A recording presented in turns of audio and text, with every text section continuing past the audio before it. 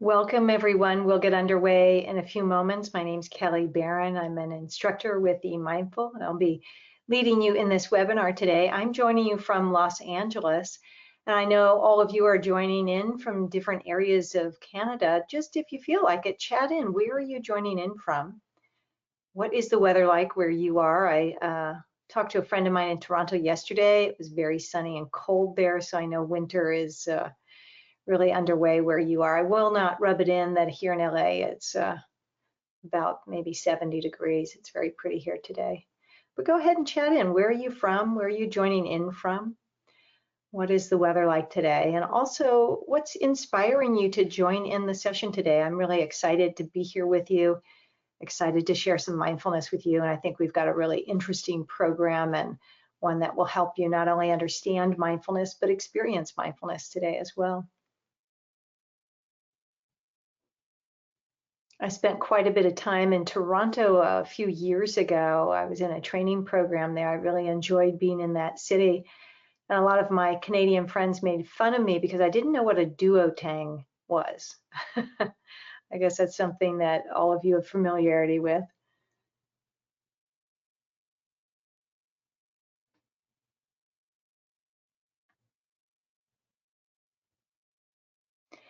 So we'll get underway with our program in just a few more moments. We'll start at 1:30 Eastern Time.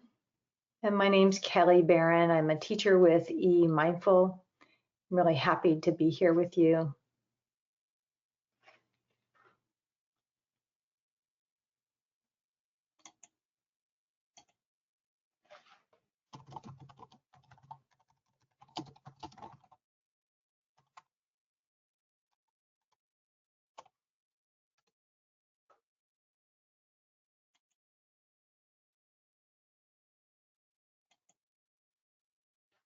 And we'll get underway in a few moments. I'm just making sure that I can see the chat and see everyone's comments to some of the questions that I'm asking.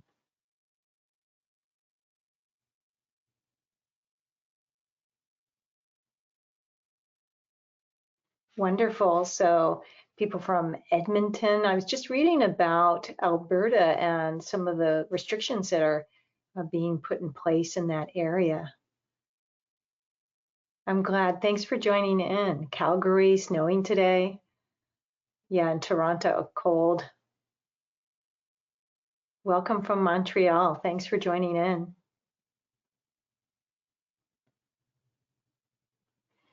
Now, I feel a little wistful with your reports of snow because I grew up on the East Coast in Washington, D.C. area, and we would get some wonderful snowfall. So as a kid, I would stay up late waiting for the reports on whether school would be closed and I could go sledding the next day. But snow showers, that's a new one, and rain. And what's motivating all of you to join in today? I'm glad you're here. Sounds like you're tucked in warm inside, and it's a wonderful time to practice mindfulness when you can't go outside. New Westminster, BC, thanks so much for joining in Delhi, Ontario. So we're just about ready to get underway. And let's begin. So we're going to be exploring how mindfulness can really support you in your own personal sustainability. And I'll start just with a little story to help give some context to our session today. As I mentioned, I'm from Los Angeles, and I know quite a few screenwriters, probably in Toronto area. You probably know a lot of them too. Anyway, several years ago, I was invited to speak about mindfulness in the screenwriting class of a friend of mine who teaches at UCLA. And as he was introducing me, he mentioned to his students that they would need more than just writing skills to do well in this up and down career of screenwriting. They would also need some personal skills and some practices that help them develop what he called personal sustainability.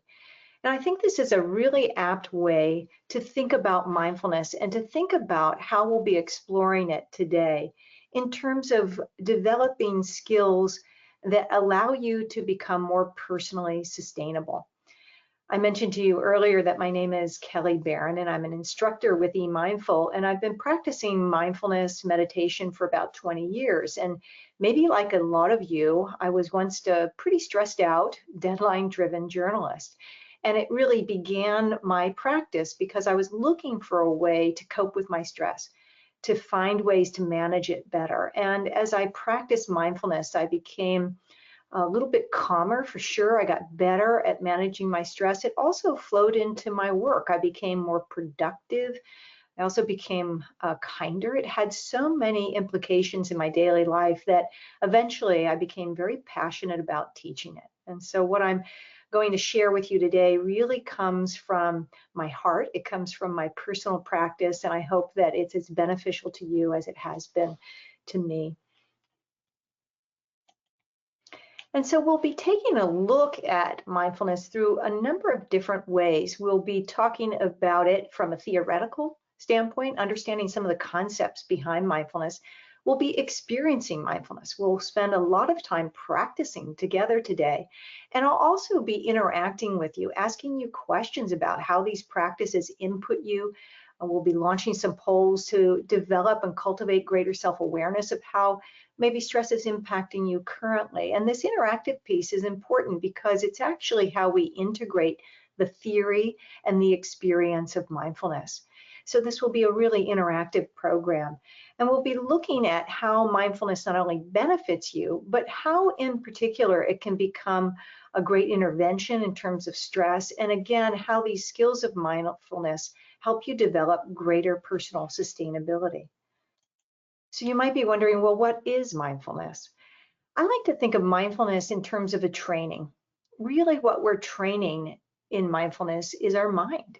It's a little bit like going to the gym. You know, we go to the gym to get fit. We might lift some weights. We might hop on a treadmill so that not only we look good, but in our daily life, we actually can function well. And so mindfulness in many ways is like a training. We're training our mind so that we can function optimally. Well, what is it exactly that we're training when we practice mindfulness? We're actually training our attention, and we're cultivating this awareness that allows us to be fully in the present without judgment. So we can think of mindfulness as a set of attentional skills, and I'll talk a bit about those in a few moments. But mindfulness is also supported by certain perspectives and attitudes of curiosity, openness, a willingness to be with what's arising in any given moment. And we're able to develop those attitudes through the skills that we're developing with our attention. We're developing skills like concentration, which of course helps us focus. It's very helpful in terms of work. But concentration is also the ability to pay attention to what's relevant to us in any given moment, to direct our attention. And that's very helpful when it comes to stress. William James, who is the great American philosopher and the founder of modern psychology, said that the greatest weapon we have against stress is the ability to choose one thought over the other. We're also developing sensory clarity when we practice mindfulness, and that's the ability to know what's happening when it's happening, to know what we're thinking, what we're feeling in the body, what we're feeling emotionally. This too is very helpful in managing our stress because often when we feel stress, we're overwhelmed with sensory input. We don't know what we're feeling. We feel overwhelmed by our emotions or even physical sensations. So having the ability to see things clearly as they arise really helps us divide and conquer some of that overwhelm that stress presents. And then we're also learning how to be more balanced, how not to be tugged and pulled by our experience, but to have a sense of equanimity, a sense of ease, even in the midst of moments of stress. So how do we develop these qualities? Well, we practice mindfulness. And I'm curious, we're going to launch a poll now. How many of you are entirely new to mindfulness? How many of you are familiar with it? Maybe some of you have practiced it before. Go ahead and take a look at that poll. You can click on where you fit in. And we might be coming from all different backgrounds. Everyone here is welcome. So if you're a longtime meditator or mindfulness practitioner, wonderful. If you're brand new, that's wonderful too. So just go ahead and populate that poll. And maybe my support people too can let me know when that poll is being populated, as I don't seem to be able to see it. But I'll give you a few moments to respond and we can see. So great, I'm noticing that many of you are new to mindfulness. Welcome, this is a great introduction. Some of you have practiced it maybe a few times, about 37%. And you're maybe just looking for ways to support your practice, to encourage you to practice more. And then some of us, 19%, have a regular practice or practice frequently. And then a small percentage of us, 3%, practice regularly. So that's wonderful. And I love teaching people with a mix of practice because it's really a great way to learn from each other. So thanks for filling me in on where you are on that spectrum of your relationship to mindfulness. And I think it's worth saying that there's nothing exotic about mindfulness. We all have the capacity to be mindful. And in fact, many of us are mindful often. How many of you, for example, have been out for a walk in the snow, as some of you mentioned, and really just been present with your environment, really felt the cold air on your skin, maybe heard your feet crunching as you walked in the snow, and you just felt immersed in that environment?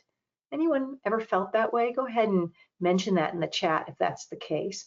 Also curious if you've been at work and really absorbed in a project. Maybe you got so absorbed in what you were doing, even a hobby at home, that you looked at the clock and an hour had gone by and you weren't even aware of it because you were so focused. Anyone have an experience like that? Yeah, so people resonating with the nature example and even that example at work. This one's a little bit harder. How many of you have been really upset, angry about something, and you wanted to unleash it, but you felt it in your body, you felt the anger arising, maybe even heard in your head some of the thoughts you were going to say, and you stopped and you responded, you did something differently? Any of you had an example like that? Yeah, so what does it mean not to have judgment? We're going to explore that when we get to the practice, and I think that will be a better way to address that question. So I'll get to that in a moment. But yeah, people are relating to the fact that they've had these experiences of mindfulness before. And mindfulness is like a multifaceted jewel. It can show up in our lives in many different ways. But we tend to have to practice it because we're also fairly automatic.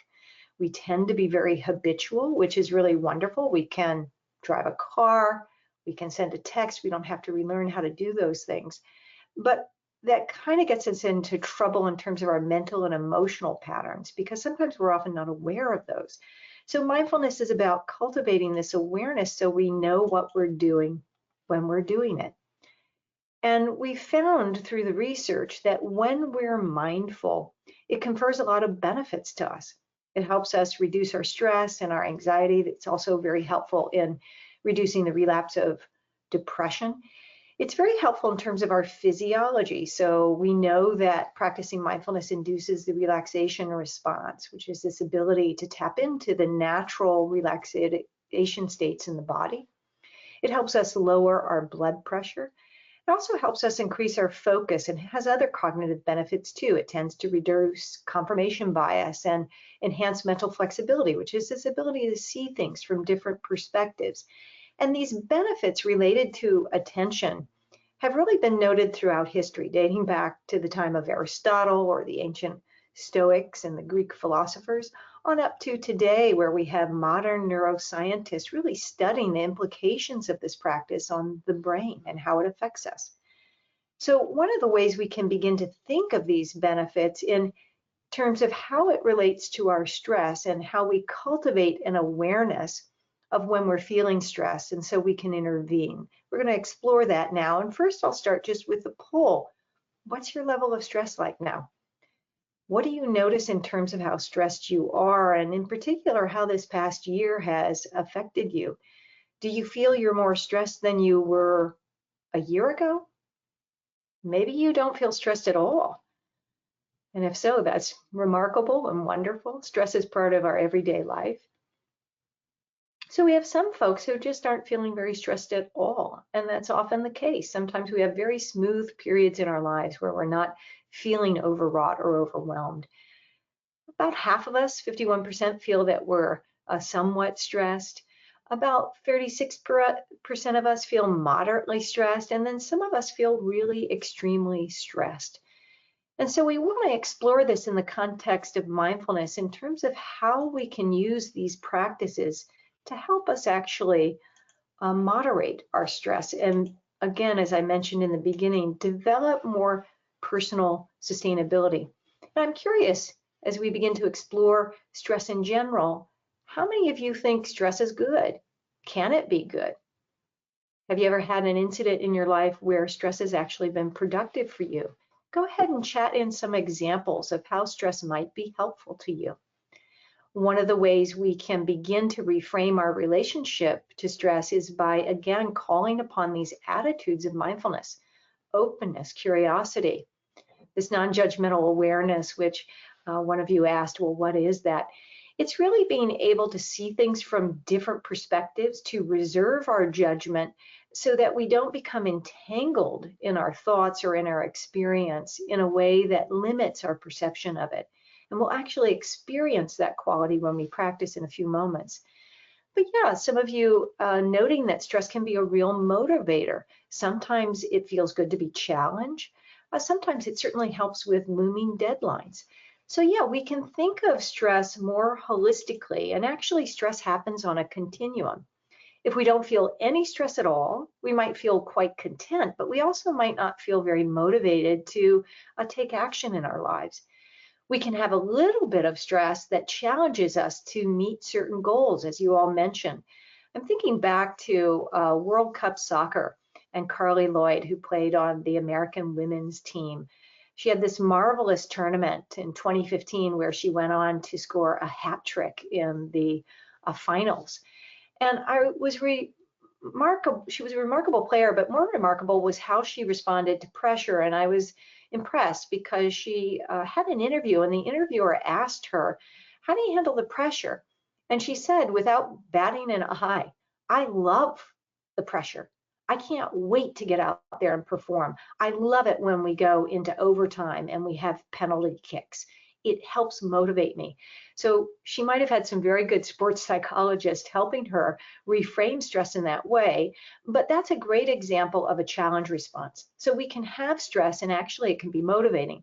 But of course, then we can tip into the point of distress, where stress becomes fatiguing. We actually might feel quite a bit of anxiety. We might feel panicked or quite fatigued. Anger and irritability can also be a hallmark of maybe feeling too much stress. And if we stay in this area of distress for too long, it can become chronic. In fact, most of doctors' visits are stress related. Something like 75% of trips to the doctors have some component of stress in them.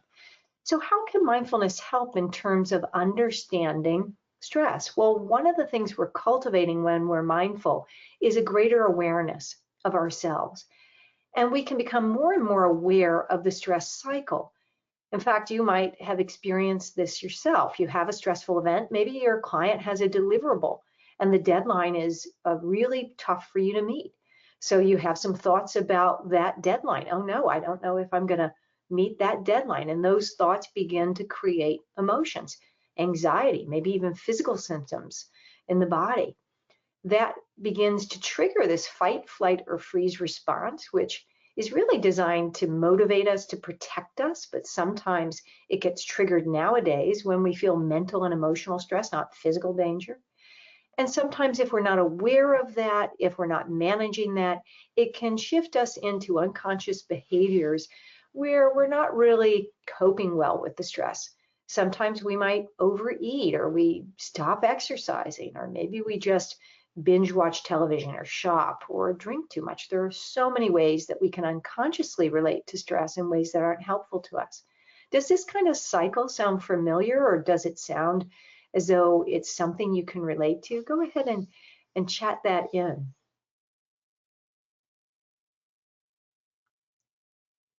So yeah, just noticing, yeah, can you share this picture on social media? Yeah, I think that's fine to do that. So yes, sensing that this cycle is pretty common. And one of the ways we can break free of this cycle is to transform that lack of awareness that stress is happening into an awareness. Stress is really a call to action. It's actually just information. And so when we understand stress is just information, and that's also an example of this non-judgmental attitude. Stress isn't good, it isn't bad, it's just information, and how we use it as a catalyst is what shapes our relationship to it. So we can either be unconscious of that or we can be very conscious of it. We can shift into unhealthy behaviors or we can shift into healthy behaviors around it. So mindfulness can give us a real acumen in terms of understanding when stress is happening. And one of the things we can become aware of is how external events are impacting us and stressing us. And I'm curious now, are more of you working longer hours as a result of some of the things you've been experiencing over the past year? Some of you may be working less. Maybe the pandemic has impacted your roles in different ways. What are you noticing in terms of your work habits and how much you're working? Yeah, so a good question here about what can we do with stress in the body and muscle tension. It's a great question. We're actually going to experience a practice in a few moments that really address that question of how we can learn to relax the body in the midst of feeling tension in the body. So a lot of us are saying that half of us are working more. Some of us aren't working as much. So we might have a real balance and about a middle path, a middle way in a way. About 48% of us are working just about the same amount. So one of the things we can become aware of is how external stressors are impacting us. A friend of mine, for example, works for a large healthcare company, and as you can imagine, he's working longer hours and also working from home because of the pandemic. And he discovered that the boundaries between his work and his home life were sort of slipping away so much that he was working weekends. He was actually working 7 days a week, and this was causing him a lot of stress. And when he became more aware of this, he decided to change his habits. He stopped working the weekends, he started taking breaks during the day, and that was a way that he mitigated his stress. So his awareness allowed him to actually intervene in the stress that he was experiencing.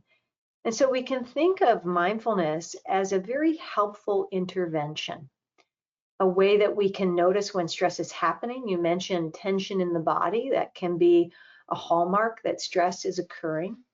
And so we're going to do a practice now where we actually check in with ourselves and notice what's happening in our present moment experience. So let's begin this practice, which will flow into other experiential aspects of our program now. And if you've never practiced mindfulness before, don't worry, I'm going to guide you through this. So to begin, let's just find a posture that supports our alert yet relaxed attention. So you might just straighten up your spine a little bit, but you needn't be uptight or rigid in how you hold your spine, just straightening up a little bit. Your chest is open, and you can invite some ease into the body just by softening your hands, holding them loosely in your lap. I'll also invite you to close your eyes if that's comfortable for you. And if not, you always have the option of just holding your eyes open in a soft gaze and maybe looking at a point in front of you.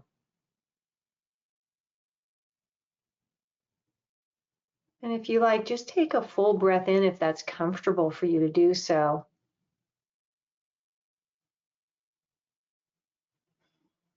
And really connect with that visceral sensation of letting go of the breath on the exhale.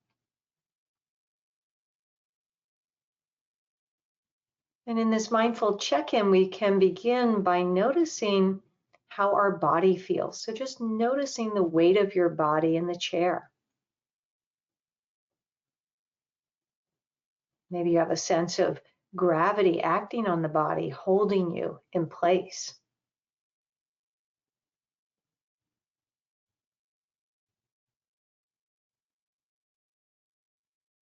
You might also be aware of the coolness of the air around you.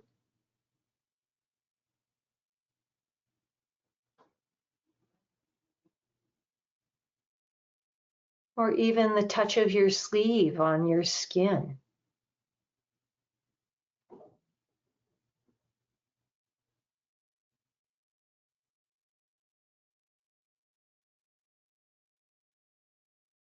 In the stillness, the breath might also become more apparent to you, how your breath moves through your body. And you can notice that. You can notice the rising and falling of your abdomen, or how the breath moves through the chest, or even how the inhalation begins at the tip of your nose.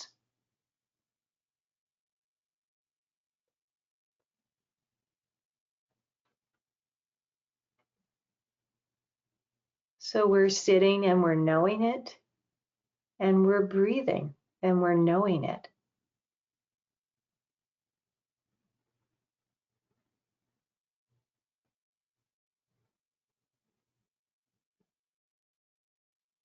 We can also check in with the quality of our mind. Are our thoughts racy? Are we thinking about what might have happened before we began our mindfulness class, or what might happen afterwards? Are you noticing that the mind is beginning to settle a bit?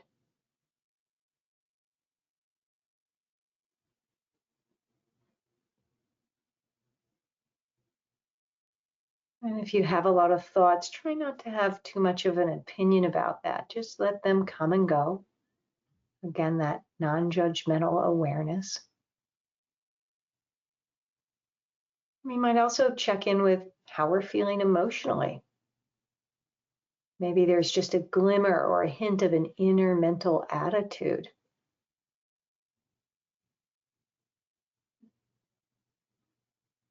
And if you're not aware, you can't feel any emotions, you can enjoy the peaceful absence of emotion.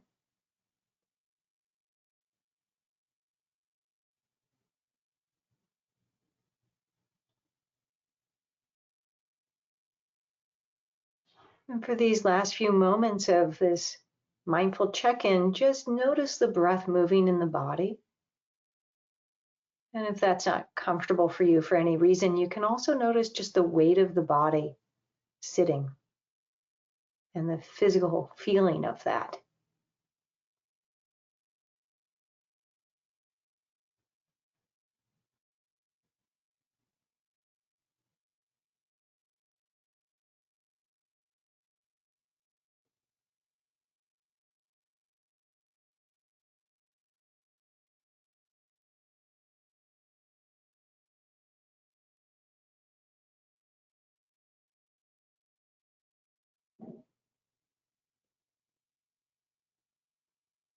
Wonderful. In a few moments, I'll close this brief beginning practice. But before I do one more check-in with yourself and notice how you feel after practicing just a few moments of this mindful awareness.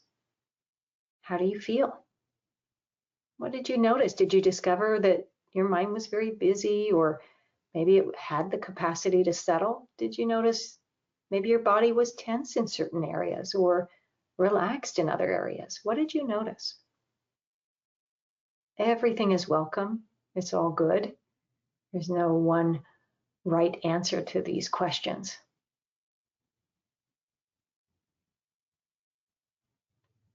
So when you're ready, go ahead and open your eyes, and I'll ask you again that question, what did you notice? And go ahead and chat in some of the things that you experienced. As I mentioned, maybe you really for the first time connected with your body sitting in the chair. You know, we sit a lot during the day, and yet often we're not aware of the physical sensations of sitting or the force of gravity acting on the body. Maybe you had an awareness of the breath and concentrating on that. So yeah, a lot of noticing of thoughts, which is so normal. Noticing um, and just also looking at some of these responses to how you relate to stress, having neck and shoulder pain, or um, also noticing that you eat a lot. That's so common. So just feeling a bit more relaxed after that practice, also noticing a lot of racing thoughts. That's very common, particularly in the midst of our workday. We're taking a break, but a lot has happened before. We sat down, we're busy, and so the mind can be quite busy initially. That's not a problem at all, just something to notice. Notice how the breathing could flow through all of those thoughts, feeling a little bit more relaxed now. Also, notice that you felt a little cramped in your spot and couldn't find a good position for your arm. That's also common too. Noticing that the body doesn't maybe feel comfortable or that you need to adjust the body. Yeah, and also notice that the racing thought is part of the root of our stress. Yeah, certainly when we become really entangled with our thoughts, it can fuel that anxiety and be part of that stress cycle that we had that wonderful slide on that kind of informed us of how those things can relate. Yeah, thoughts coming in and out, but also could notice the shoulder soreness. I have that too from computer work. And that awareness, even if you're aware of things that are uncomfortable, is very helpful because, for example, with the shoulder, maybe we need to massage it or change the position we're sitting in to help alleviate that. That's good awareness. Noticing the fact that our mind is racing is really helpful. We don't have to judge that. That's simply the nature of the mind. You know, the mouth waters, the eyes blink, the mind thinks. And we can come into kind of some acceptance around that maybe and allow those thoughts just to come and go without getting too entangled in them. That's a real skill that we can develop over time practicing mindfulness. So all of this awareness, again, is in service of us getting greater clarity around these moments when we're stressed, what cultivates the stress within us, what fosters it, and then helping us intervene in the midst of it, maybe just by taking a full breath in and out. So we can begin to do this kind of check-in, and then in the next moment, make a response that informs us in a way that can help alleviate our stress. And then one of the ways we can do this is by really helping us to use our attention to relax the body. Earlier, there was the question, well, how do we work with tension in the body? Sometimes we have to do some external things. We have to maybe get a massage, or we have to go for a run or walk or vary our movement. There's some really practical things we can do. But one of the things we can do is use our attention to notice how the body feels and then intend in certain ways to relax it. Sometimes just noticing sensations in the body produces a relaxation response. And this can be very helpful because the body is really always communicating to us how we're feeling at any given time. And we tend to think of the mind-body connection just going one way, but the body is always speaking to us through the language of sensation, telling us when we're hungry, when we're tired, or when we're stressed.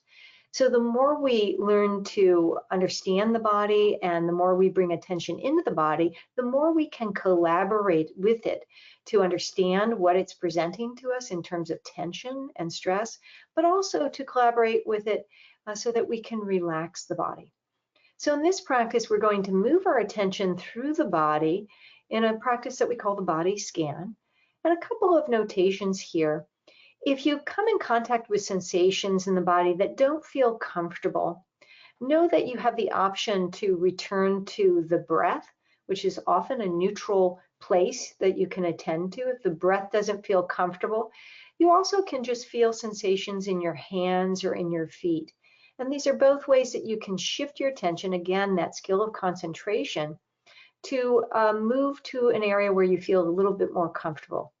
That's just in case you don't feel ease in the body, and you might not in every part, but most of the time people find this practice very relaxing. So let's begin. I'll invite you again to find that posture, and if you found that that earlier posture you adopted wasn't so comfortable, feel free to adjust that in a way that feels most comfortable to you.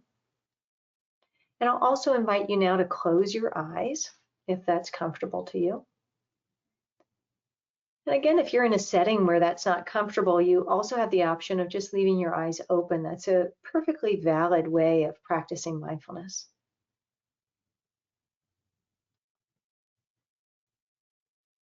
And to begin, just take a full breath in if that's comfortable and easeful for you. And let that breath be felt in the body. So really aligning your attention with the inhalation and the exhalation. And breathing in again like that, full, purposefully. And one more time, letting the breath move in and out in a way in which your attention is fully aware of it.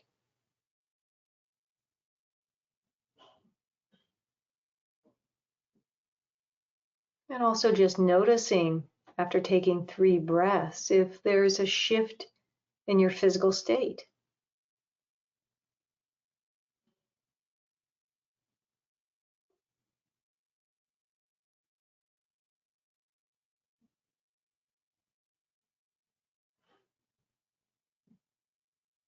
We can use our skill of concentration to direct our attention to different areas of the body. So noticing, for example, the small muscles around your eyes. And noticing if there's any gripping here, any tension.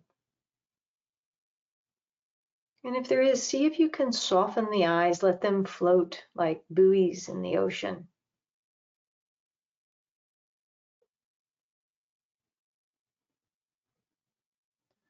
Also relax the face and drop the jaw just a few millimeters, allowing those muscles to release any tension.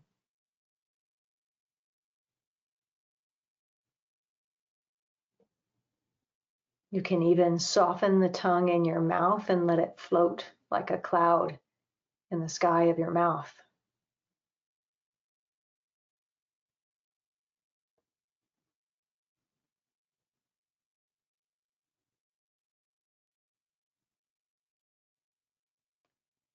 So just relaxing the face and noticing how that creates any ripple effect throughout the rest of the body.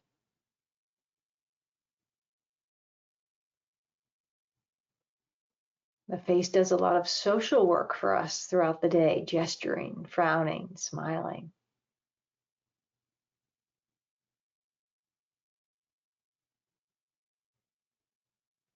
And as we relax it, we might notice other effects throughout the body.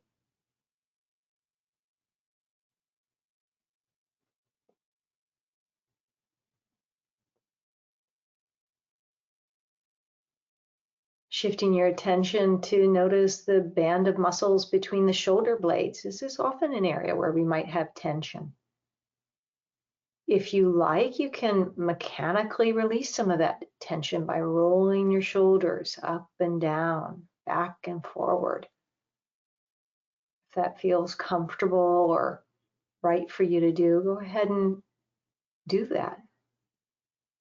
Mechanically invite some relaxation into the body in this brief form of mindful movement, staying connected to the sensations.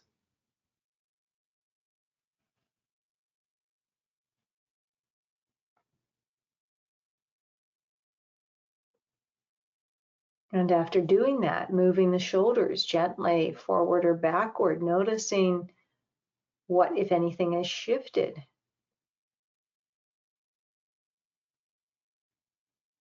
And if nothing has shifted, if there's still tension there, bringing some warmth and care to that.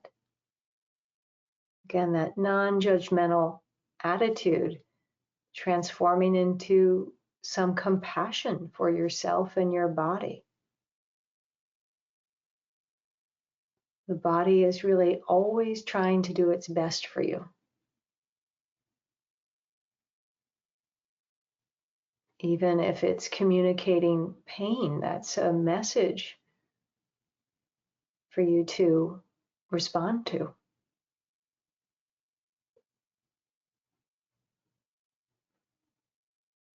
Allowing your arms to hang loose at your sides. And shifting attention down into the core of your body now and softening your belly. Just allowing the breath to move freely here.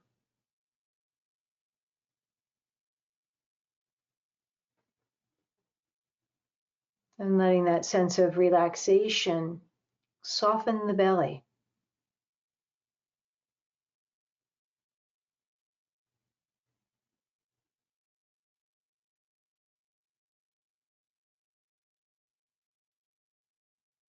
If thoughts are arising, allow those to come and go.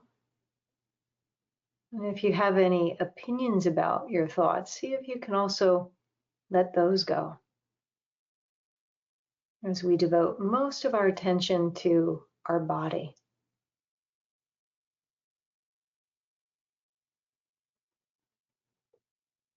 We can also connect again to the weight of the body sitting and notice the contact points of our legs against the chair or our back against the chair. And feeling the support of the chair, the solidity of our body as it sits.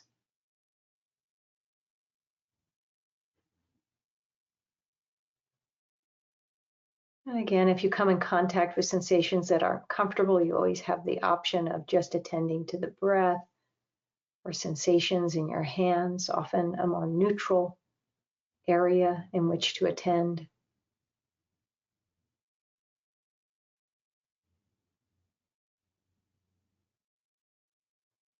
And allow your attention now to move through the legs, feeling the thigh muscles, the bony knees, and then down into your feet.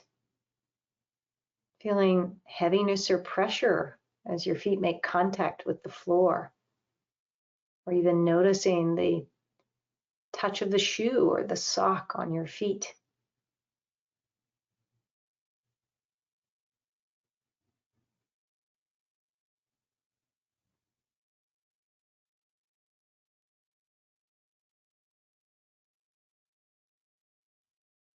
And shifting your attention now back to the breath to notice it wherever it's moving through the body, wherever that sensation of the breath is most noticeable for you. Just rest your attention there. And again, if that's not comfortable, you can rest your attention on sensations in your hands or that feeling of the weight of the body in the chair.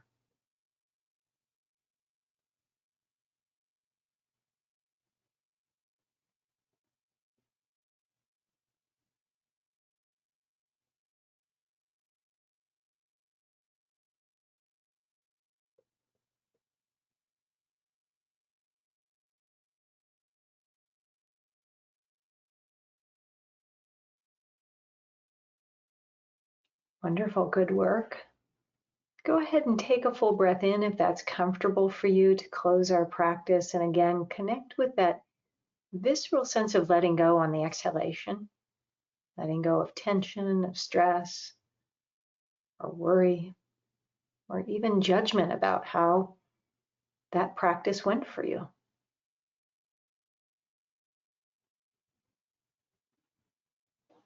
And when you're ready, go ahead and open your eyes. And I'm really curious, what did you notice in that practice? We had that wonderful question about how do we release tension through the body? And so this is a very design dedicated practice where we can release some tension in the body. Maybe you experienced some of that. Maybe conversely, you noticed that there were parts of your body that was tense that you didn't have awareness of before. Maybe it was in your shoulders, or maybe you felt surprised that your face held tension. That's not often a place that we notice. Did anyone feel a bit more relaxed after doing that practice?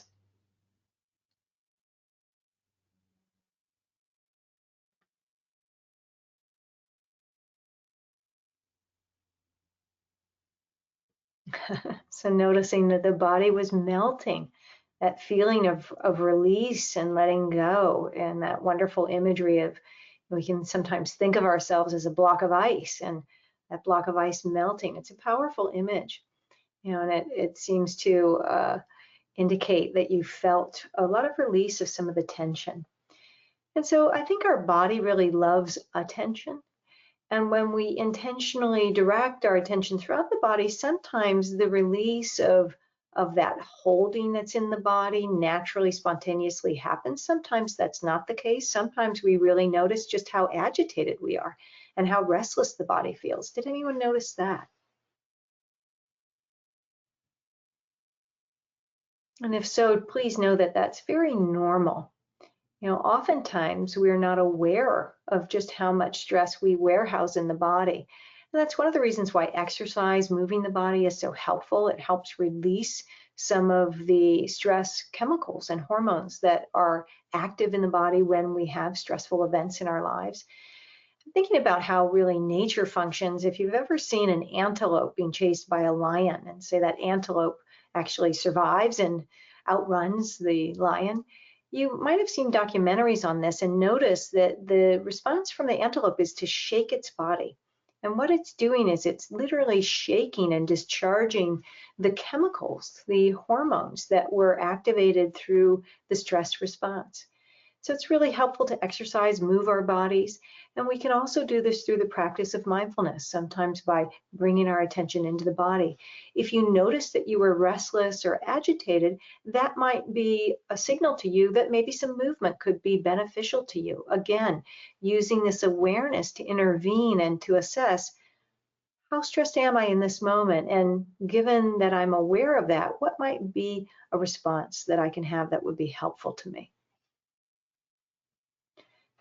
So any more comments on how that practice felt to you and what you noticed before I move on? Sometimes it takes us a while to actually notice and become aware of how something affected us. So we'll shift now to understanding how we can actually use some of this mindfulness practice in our daily life, and particularly in our work life. And one practice that's really helpful is called STOP. It's actually an acronym, as you can see on this slide. And it means stop what you're doing, take a break, take a breath, and then observe what's happening. What do you notice in your body, your heart, your mind? And then proceed with what's the most logical thing for you to do. And also noticing some comments relative to that last practice, feeling relaxed. A good question here of, what do you do if you find that the practice makes you extremely tired? I'll answer that now because I think that's a very common question. One is to do nothing and just to accept that your body's tired, and part of the response is to really relax. That can be a very good example of how the body just took that time to relax. If it's happening often, for example, if you have a regular practice and you notice that every time you practice you fall asleep or you get tired, there's some very practical ways you can work with that. You can open your eyes if you have them closed. You can stand up. You can engage in a little movement and then sit back down again. Sometimes you might adjust the time that you're practicing. If you're practicing late at night, for example, that might be conducive to sleepiness. You might practice in the morning.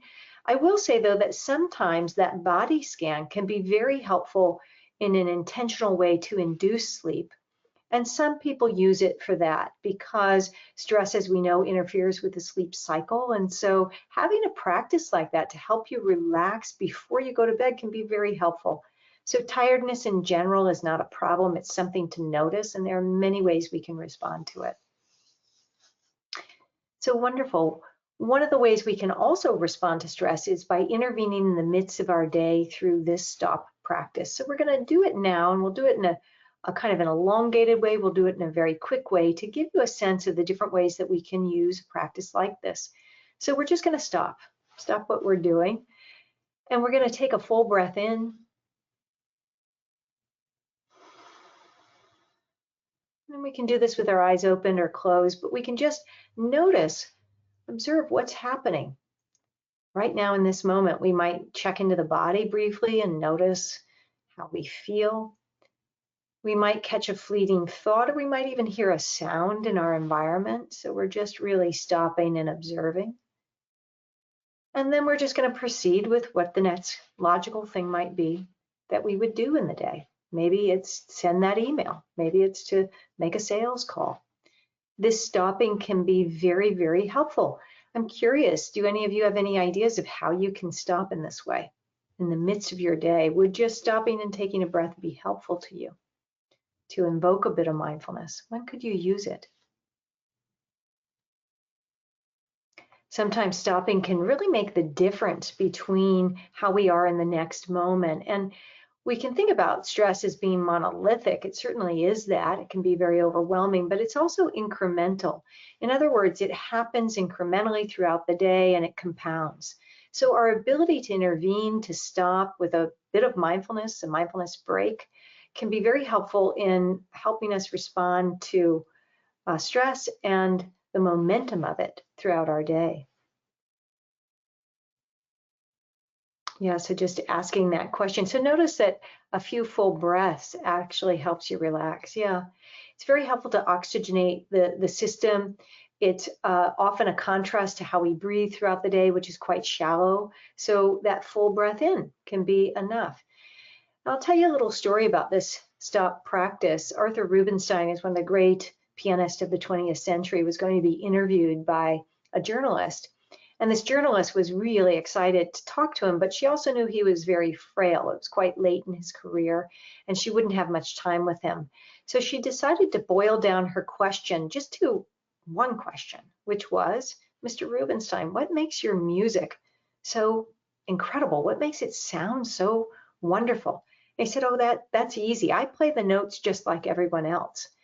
It's the pauses in between the notes that make all the difference. So sometimes it's just this ability to pause in the midst of our day that makes the difference between making a mistake and doing something well and conscientiously, between being rude to someone and being kind, between really feeling overwhelmed and feeling more composed. So there are many ways we can use this mindfulness break throughout the day, before we begin a meeting, after we end a meeting, before we make a call, or before we begin a project, maybe even during our lunch break to resettle and reset before we go into the rest of our day. So that's a really good applied mindfulness practice. And we'll begin now to explore as we close here. What did you notice as you did that practice? Here's a good question. Some of you said that you noticed just taking that full breath is helpful for you. So that might be something that can motivate you to practice a little bit more. And we'll close now with a practice that helps us nurture positive emotions. And interestingly, positive emotions are very helpful in creating a buffer for stress. Our minds tend to be fairly negative, and that's hardwired. We have what's called a negativity bias, which means that negative news and events seem to stay around in our awareness longer than positive ones. Rick Hanson, this wonderful psychologist and meditation teacher, has said that negative events are like Velcro and positive events are like Teflon. So when we practice positive emotions, we actually increase our awareness of them and our access to them in daily life. Also, too, it's important, I think, in difficulty to really cultivate an awareness of the good in our lives. And that might seem counterintuitive, but difficulty isn't monotone. It's really a symphony of highs and lows. And in the midst of it, there's often some good. And some of that can be really simple. Maybe that first cup of tea in the morning, or your warm coat as you go out and walk in the snow, or the ability to be on a call like this and really practice some mindfulness together. We can bring our attention to these many small good moments, and that can really buoy us, it can support us, it can give us hope.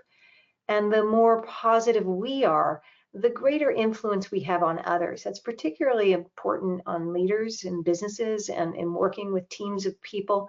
As leaders, if we're positive and can maintain an upbeat attitude, it really affects the rest of our team.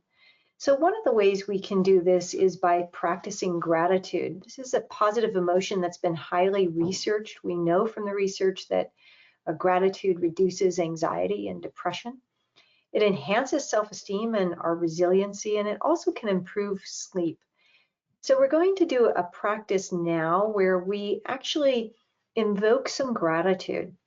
And I'll make a little practice note here. It's actually not important that you feel any gratitude in this practice. We can have kind of a horticultural mindset. In other words, we're planting a seed. We know, for example, if we plant an acorn, we'll grow an oak tree. So if we plant the seed of gratitude in our hearts, eventually that will grow and flourish in our daily lives. So let's begin our gratitude practice. I'll invite you to close your eyes if you're comfortable doing so. And again, find that posture that's supported your alert yet relaxed attention throughout this session. If you like, you can take a full breath in to help you fully arrive in this moment.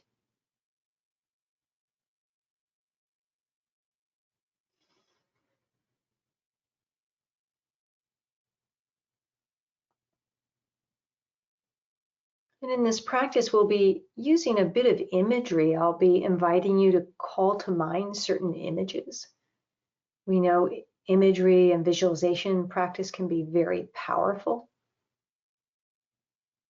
And we'll also be connecting to our emotions. So you might just check in with the core of your body now. This is often a place where emotions arise through the belly, the heart, throat, the face. Of course, we can feel emotions anywhere in the body, but you might just want to move your attention into those places in the body where you naturally feel emotion.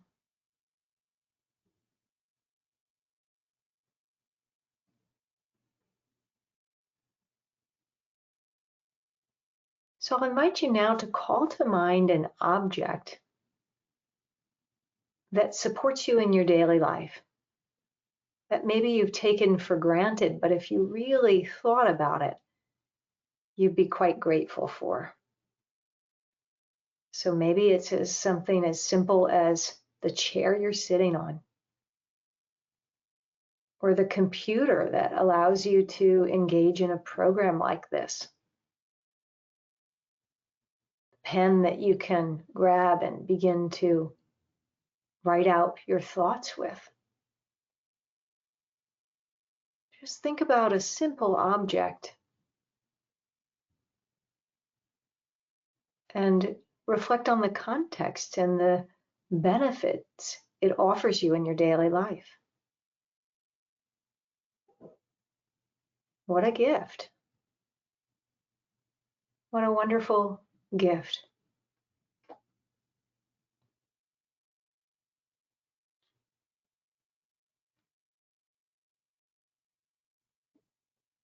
You can let that object and that image of it in your mind go. And I'll invite you now to call to mind someone whom you're grateful for, who's in your life, who supports you or is a wonderful presence in your life. It can also be a pet.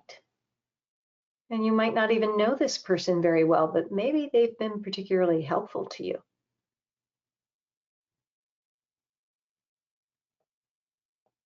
As you see them in your mind's eye, call them fully to mind. Notice maybe a gesture or a smile that they have frequently offered you, or maybe you're aware of the clothing that they're wearing. Really feel their presence.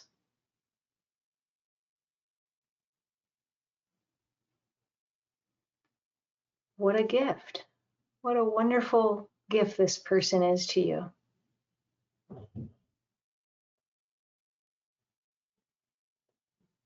As you're calling this person to mind, you can also connect with your body and notice any feelings of warmth or lightness that might be arising. It may or may not be happening, but if it is, just notice that. And we can associate those physical feelings with a feeling of gratitude.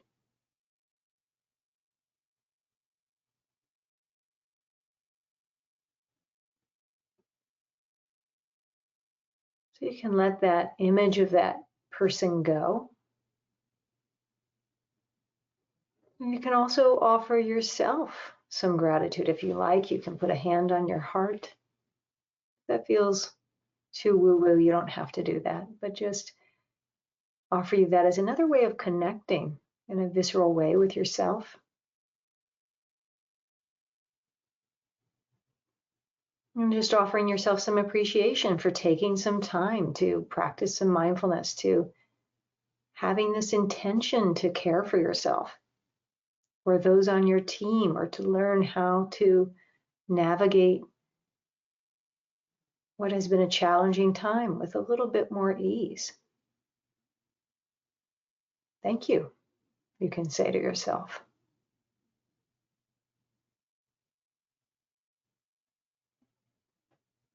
Wonderful. So go ahead and take a full breath in to close that practice in gratitude.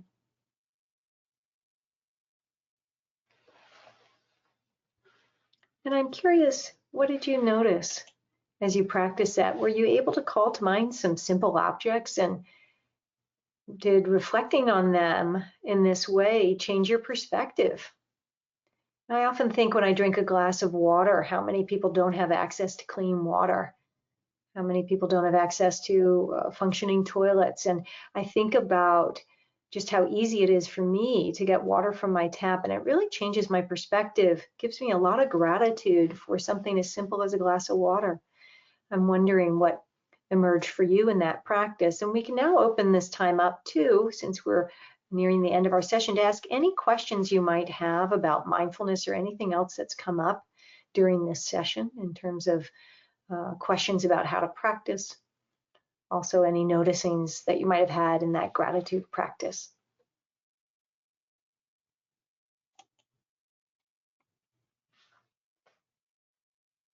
You might also be wondering how you can continue to practice. Well, eMindful is here to help. We have live sessions that you can join in on, and the sessions, as you can see, and this one hopefully can be applied to daily life. And there's fresh content every day that really matches our circumstances and what we might be going through. And as Intuit clients, you have special pricing for this eMindful programming. I would really encourage you to check it out. Many people enjoy it, many people use it often, and it helps support them in their practice. So yeah, wonderful question here about, do we need a specific posture for mindfulness? We do need a posture that allows us to maintain a certain level of alertness. If we're lying down, sometimes that can be a good posture, but sometimes too it can lead to some sleepiness. So generally we can sit in a comfortable chair and just have our posture be a bit upright. That's just a very general recommendation. We don't have to sit on the floor. We don't have to twist our legs into pretzels or make any special gestures with our hands. I like to just sit in a way that I normally sit, because it often helps me practice this in daily life. You know, if I'm riding on a bus or an airplane or driving my car, I find that I can also be mindful, because those are postures that I typically sit in when I practice. So that's a very helpful way to start out. Also, we can practice this in movement. We can walk mindfully. We can stand mindfully. We can bring awareness into the body. We can do that stop practice standing. Sometimes when I'm in an elevator, I might just feel my feet on the ground and really have an embodied sense of them, a sense of contact. And so that's a bit of mindfulness too. And what's the difference between writing down what you're grateful for and doing these practices? That's a great question too. Well, there's been a lot of research on gratitude journaling and how helpful that is. Interestingly, some of the research has pointed to doing that once a week versus every day, because sometimes if we do it every day, it can be kind of unconscious. You know, we can kind of go through the motions of doing it. If you do it once a week, sometimes you're really reflecting and thinking about it in a way that feels more integrated and you feel more present with. So I think that's maybe the important distinction. If we do a gratitude meditation, we're quieting the mind, opening the heart in a way that fully allows us to connect with the things that we're grateful for. So for some people, it can feel very resonant. But I think anytime you practice gratitude in any way you practice it is very helpful. So some people do it every day and they find that that's very constructive. Some people do it every week. I tend to begin my day with gratitude, just saying thanks for the day, thanks for the things and people in my life that I'm grateful for. That's just a simple way that I start my day and is part of my morning routine and practice, so you can get creative with it. Wonderful. So you feel a lot better than you did than when you started. I'm so happy to hear that. And also, Yeah, the reminder to take a deep breath throughout the day. And I might ask you, what else might you take away from this session?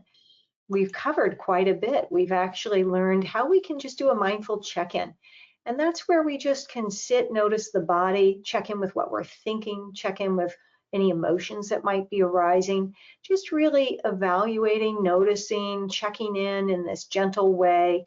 What's happening? That word evaluating maybe isn't quite the right word, but really just knowing what is arising in any given moment. We practice that body scan, which involved moving our attention from our head down through the body to our toes. You can do that as a way to help you relax. Some people like to do that before they go to sleep as a way to help them sleep. And if you find you're getting too sleepy with a practice like that, you can always just open your eyes. And then we learn the stop practice, which stands for stop, take a breath, observe, and proceed. You can drop that into your daily life at any time. And then we learned about the cultivation of gratitude and how positive emotions can actually be a helpful buffer to the stress that we feel. So you can integrate this into your day. You can also set aside a formal time to practice, maybe 5 minutes, maybe even just a minute to do a little bit of mindfulness. And so I'm really so thankful and grateful that all of you joined in this session. As I mentioned, if you have any questions and you want to see how you can connect with eMindful, you can check into the sales staff, I think at eMindfulsales.com. Maybe they'll give me a prompt here. And also within 48 hours, by the way, you'll receive a recording of this and you can review this content if you like. Wonderful. So is anything else here? Yes, so you can contact sales at eMindful.com to learn more about how you can access more programming like this at eMindful. And you'll get a special rate because you're an Intuit client. So wonderful. Thanks so much for being here. I so appreciate you. I hope that the rest of your day goes well. I hope the holiday season is a joyous one for you. And please keep practicing. Join in and use mindfulness to help support you develop this personal sustainability that we talked about today. Thanks again and take care. Bye-bye.